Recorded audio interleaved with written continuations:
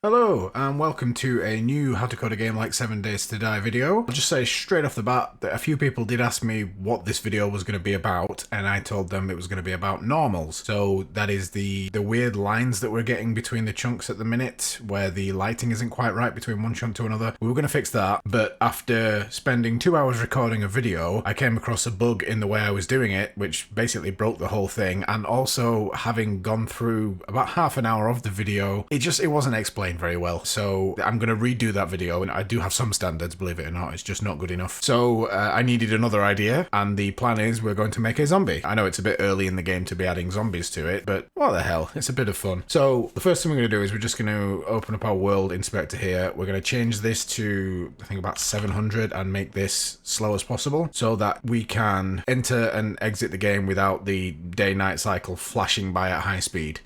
And the thing I was talking about with the normals is these lines here. So this is caused by the normals not being quite right, which we will fix eventually, but not this week, as I'd originally planned. So we're going to do a zombie, and in order to do a zombie, we're going to need a zombie model, which we're going to get from the Unity asset store. So if we just open the asset store, and if we just type zombie in the top, and scroll down to the right here, you should see there's a checkbox for free assets.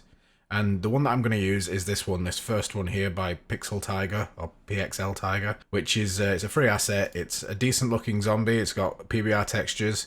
And the most important thing for us is that it has all these animations. Now we don't even need all of these. We only really need idle, walk, run, and attack. But yeah, it's got all these animations, which is going to make our life so much easier. So if you like this asset, check out Pixel Tiger's stuff. Yeah, so we're going to use this asset. I'll just quickly import this. And now with that imported, if we go into our zombie folder, and there's a prefab folder, and we're just going to grab, it doesn't really matter which one. I don't even know what the differences are, to be honest. But we're just going to grab zombie 1, and we'll drag him in. And I'm not entirely sure where, but we'll put him at 20. 40 and 20. Actually, let's try and get him in front of the camera, wherever that is. Where is the camera? Camera's over there. So let's get him over here somewhere. There he is, off in the distance. Tiny little zombie man. There we go. Let's just stick him there for now. It doesn't really matter where he is for the minute. So the first thing we're going to do is remove the default animator. The current animator that's put there is kind of like a showcase animator. It has all the animations and it just plays them in sequence so you can see how the zombie looks. We're going to make our own. So for now, just turn that one off altogether. And actually, let's make it now. We'll just do it straight away. So in a zombie folder, we'll just put it in the same place as their animations. Open up the animation folder, create a new animator controller, which we will just call it zombie controller, I guess. And open that up, and all we'll do for now is if we scroll around here and we find the idle animation and just drag that in, and that will do fine. And then we'll just drag our zombie, we need to highlight the zombie, and we'll drag our zombie controller into there. And that's all we're going to do for the animator for now. Next thing, we're going to add a character controller, and if we go back into our scene view and we find our zombie, we should see a capsule. Now that capsule is going to represent the player's, or the zombie's collision. Ooh, he's got some nice glowy red eyes. So I found if we set this to 0.2 and we set this to 1.8 and then we change the height to 0.9, that's about right. It doesn't have to be perfect. We're a long way off making things look perfect at the minute, so don't worry too much about this for now. Now already if we press play, we should see that our zombie falls to the ground and then stays on the ground. And the reason he stays on the ground is because we added colliders so that we could modify terrain, which works even with the zombie on top of it. But we need a bit more for him to just fall to the ground and stand there, so let's try and make him move around a bit. Let's head to our scripts folder, and we'll create a new script, which we're going to call Zombie Brain. Drag it onto our zombie before we forget. Now let's open up Zombie Brain. So the first thing we want is a reference to our character controller, which I'll just call CC. And then we're going to want a vector2, I'm going to call it, destination. And this is going to be, well, where it sounds like, this is going to be where the zombie is going to go, which for now we're just going to put at 0. The zombie is not stood at 0, so this vector2.0 is not where he is. The reason that we're using vector2 instead of vector3 is because even though the world is 3-dimensional, we are currently going to be working in 2 dimensions as far as the zombie is concerned, because the zombie can't fly. If his destination was at the top of a hill and he was at the bottom of a hill, it doesn't make any difference to the zombie because he's still got to walk to the same X and Z position. Then we're going to create a little function for getting our current player position, or zombie position, as a vector2, which we'll call pause as v2, and it's going to be a get function, and it's just going to return a new vector2 with the transform.position.x and transform.position.z. And then we need our awake function. And in here, for now, all we're going to have is cc equals get component character controller. Just gets us a reference to that character controller. So now in our update function, this is where we're going to make the zombie actually move around. First thing we'll do is make the zombie look at whatever it is that we're chasing. So transform dot look at, and we're just going to say new vector3 destination.x transform.position.y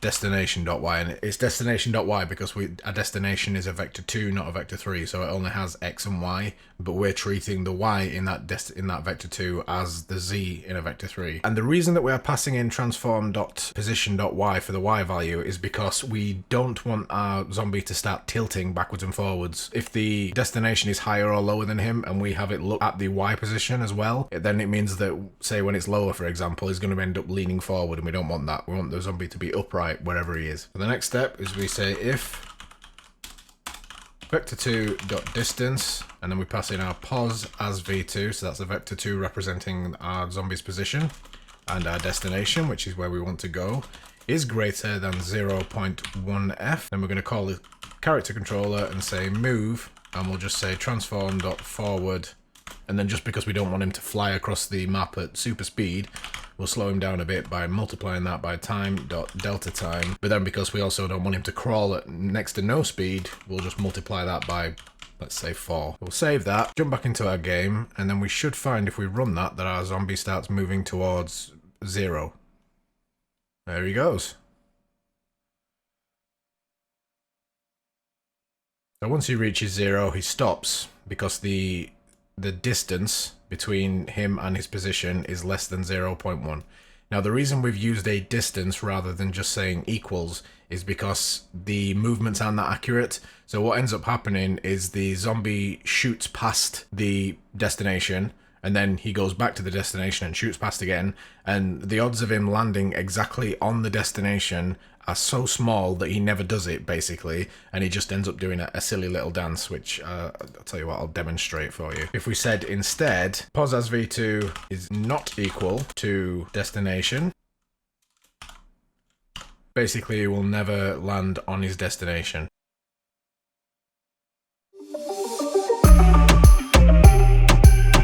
And there you have it. So what we're doing here is we're giving it a tolerance. So we're saying if it's within 0.1 of the destination. So as long as the zombie's movement increments are less than 0.1, he will eventually get within that range. But it's a bit weird having him just float across the map. So let's do something with that animator that we created. So if we go down to zombie, go into animations, find our animator, open that up. We're going to create a blend tree. So actually, before we do that, we need to create a parameter. So it's going to be a float, and we're just going to call it speed. And then we're going to create a blend tree here, which we'll call movement. Open up our blend tree, highlight it, and over here, we're going to add 3 motion fields. We want to turn automate thresholds off because we want to set our own thresholds, and we need to make sure that this is set to speed, which it should be because it's the only option at the minute. And then go down here and we're going to drag in idle for the top one, walk for the middle one, and run for the bottom one. And then our values are going to be 0, 1, and 2. So what this does is, I'm assuming most of you are familiar with this, but if I press play now. So currently in our test run here, in our demonstration window, the speed is set to 0. However, if we slowly increase, I'm not sure why that has decided to just set itself. There we go. So if we slowly increase the speed parameter, you can see it starts transitioning to the next animation. And when you get to 1, he's walking. And then once again, if you carry on increasing, he slowly transitions to the run animation. And then eventually he's running. So that's basically what we're using the blend tree for. We've only got 1 linear line of animation, so we don't need more than 1D. And we don't need a backwards because, as far as I know, zombies can't run backwards. But in any case, our zombie's not going to run backwards. We'll make things more complete. This is going to be a very basic zombie implementation. So that's that set. It's using our speed variable. And then we're going to go back to the base layer of the animation and delete idle, and that should make movement now our default state. So if we run that now, nothing will have changed because the base state of the blend tree is idle, and before we were just using the idle animation. As you can see, is idling. Now, the other thing about the animations is I'm going to use apply root motion, which means that the motion that is baked into the animation, so if I press play here, you can see he's moving across this grid. There's another one here called walk in place. Now, if I press play on this one, you can see he's moving on the spot and there's no motion. It's just, he's doing the actual motion of walking, but the model is not moving. So I'm going to use that movement in the ones that have the motion baked in to move my player around. And to do that, I need to make sure in my zombie that this box here is checked, apply root animation. If you want to carry on controlling your player's speed and movement using code purely, you want to uncheck this box and make sure you use animations like this one where there's no motion built in. So now if we go back into our code, first thing we're going to need to do at the top here is get a reference to that animator, which I'll just call anim, and then set that reference. And then down here, we're going to make this an if-else statement. So instead of moving the character controller, we don't actually need the character controller from this point on, but we'll leave it there for now anyway. We're going to say anim.set float. The float we're setting is called speed, unless you've called it something else. And the speed that we're going to set it to is 1f. And then else, so this gets run if we are not at our current destination. So it is saying basically if we're not at our current destination, make sure the animator is set to 1 and then the animator will make him walk. If we are at our destination, we can just say anim.setFloat speed 0 and that will stop him. So now if we set him going and we find him, we should see he's walking very slowly. There's not right lot I can do about that. That's just the speed of the animation. Well, there is stuff we can do about it. You can speed the animation up. But rather than messing around with the speed of the animation, let's utilize that run animation that we've got. So to do that, we're going to create a bool. And this one's going to be public so that we can change it from within the inspector. And this bool is going to be called is feral.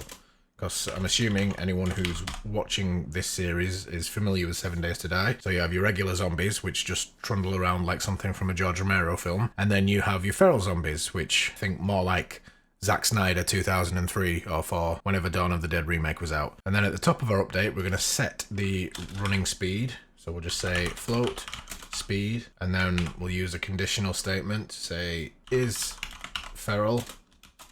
And then if it is, set to 2, if it's not, set to 1. And then this wants to stay at 0 because if we're at a destination, we don't want to be moving at all. But this one, we will now use speed. Need to make sure we can see our zombie so you can see this work.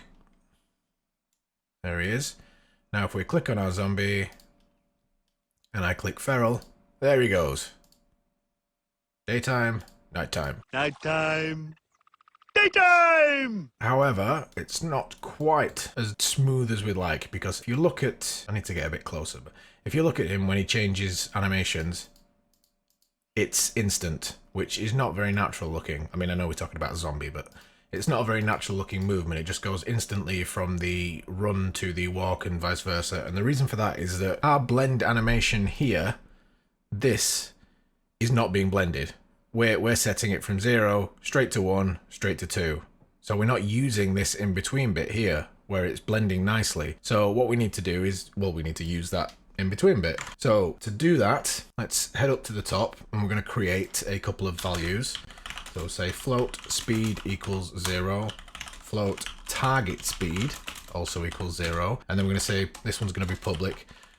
Public float anim transition speed, and this one's going to equal 10. I've played around with that value a bit, and 10 seems to be a nice transition amount. And then back down here, first off, we're not setting that variable there anymore because we've saved it up top. And we'll cut that out there, paste that there. And we're going to swap this so that it just says target speed equals 0. And this one, sorry, needs to be target speed as well. And then this one, we're also going to cut. We're going to go down there, and then we're going to set the speed just above it. And the speed is going to equal mathf.smooth step speed target speed. So this is just slowly or smoothly, it's like lerp, it's basically smoothly transitioning between speed and target speed. And then the amount we're going to give it is time.delta time multiplied by anim transition speed.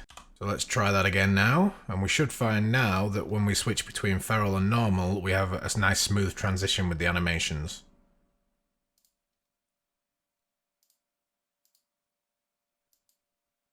There we go.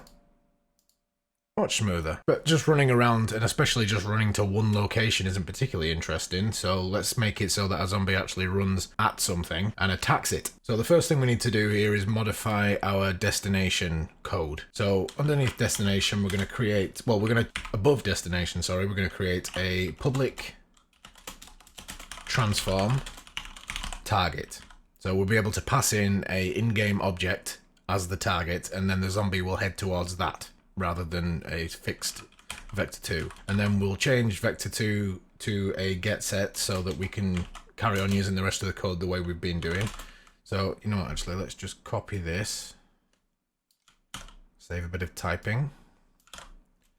And then we're going to change this to target and target. So now if we go back to our game, let's create a game object, which let's grab a cylinder. I'm just going to make him a bit thinner.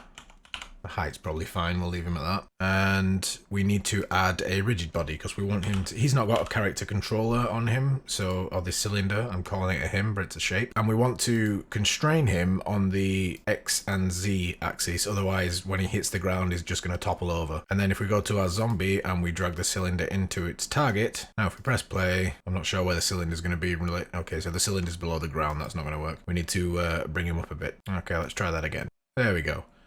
So if I just move to a top view there, you can see the zombie is walking towards the cylinder. And if I move it, the zombie also moves, changes his location. And you can see right now the cylinder would be falling over if we didn't freeze those constraints on the rotation. And if we speed our zombie up, we'll see we have a little problem when he gets there. As you can see, he's not stopping. He's still running as though he's not at his destination. Now, the reason for this is that his destination is the transform of the cylinder, and the transform, the origin point, is in the center of the cylinder. Now, he can't reach the center of the cylinder because the outer edges of the cylinder are stopping him. So, for now, we're just going to fix that by changing this value here to a higher value. So, it's increasing the tolerance or the radius or the range that he needs to get within for it to be considered at his destination. And as the cylinder is only, I think, about 0.5 or 0.5 or something, 0.6 should be plenty. Let's just speed our zombie up so we don't have to wait for him. As you can see, he gets there and now he stops. And if we move it, he'll start running again. So now that we've got him chasing an object, let's make it so that he hits that object. So if we go back into our animator, come out of the blend tree, we need to find our attack, which is at the top here. We just drag it in anywhere. It's not really part of the movement thing. And we need to create a transition. No, we don't. We need to create a parameter, which is called a trigger. And we'll just call this attack. And then we need to create a transition from movement. It has to be from movement, not from any state. And that will be triggered, but it doesn't have exit time. Like, we don't want to have to wait for a walk cycle or a run cycle to finish before it transitions to attack. So basically, the instant that this is triggered, it goes straight into the attack animation, regardless of what's going on. And then we need to add a condition, and we're setting attack as the condition. Now for exiting, we're just going to transition back to movement, but this time we're not having any conditions, we're just having exit time. So that means that it will play the whole animation and then it will go back to movement. If we did it from any state, then that means that it would be able to trigger the attack animation while it's already playing the attack animation. Basically, it'd start swinging his arm, and then he'd go back to swinging his arm, and it'd be like a broken record, just on stutter sort of thing. So by having it from movement, it means that it goes, when it's triggered, it goes to the attack animation, it plays the whole attack animation, and then it loops back down to movement. And then if we're attacking again, it will go back up. And so to make this work, it's very simple. We're just going to go into where we're setting our target speed to 0. So if we're here, that means we're at our destination. And all we're going to do is underneath there, anim.set trigger attack. Now if we run that, we should find our zombie now beats the living hell out of our poor little cylinder here. And again, let's speed him up because we don't want to wait for this. There you go. He's beating up our poor cylinder. If we move him, he carries on beating him up. And that's it. That is our basic zombie script. A lot of you have requested that I do in fact do more Pico videos, so I am going to do Pico videos. I just haven't quite decided what, because let's face it, I'm not knowledgeable enough in Pico to be giving tutorials. So what I might do is I might do a kind of game dev diary type thing where I make a game which you guys can use as tutorials if you want, but will be under the full understanding that I'm not claiming to know what I'm doing. So it's more following along with me trying to figure things out than it is me saying, this is how you can do this thing. So we'll see how that goes. And the other thing is I'm going to combine two things, which is the live stream that people said that they would like to see me do, and the 4,000 subscriber video that seems will be imminent by the look of things. And basically we're just going to do a 4,000 subscriber stream. So we're at the end of the video, and I've reached a stage where I want to thank everybody who watches, everybody who subscribes and likes and shares and rings the bell thing that I'm still not entirely sure if it actually does anything. And of course my Patreons, the people who support me on Patreon get an extra special thanks. And in particular, the people who support me at the top level, currently called the Sugar Daddy / Mama level. We have, as always, Professor DJ, long-time supporter, Michael Gulak, Reg Reed, Gabrielle White, Dave Maldine, and Julio Montiero. So thank you guys, you're all amazing, you're all very much appreciated, and I will see you next time. Bye bye.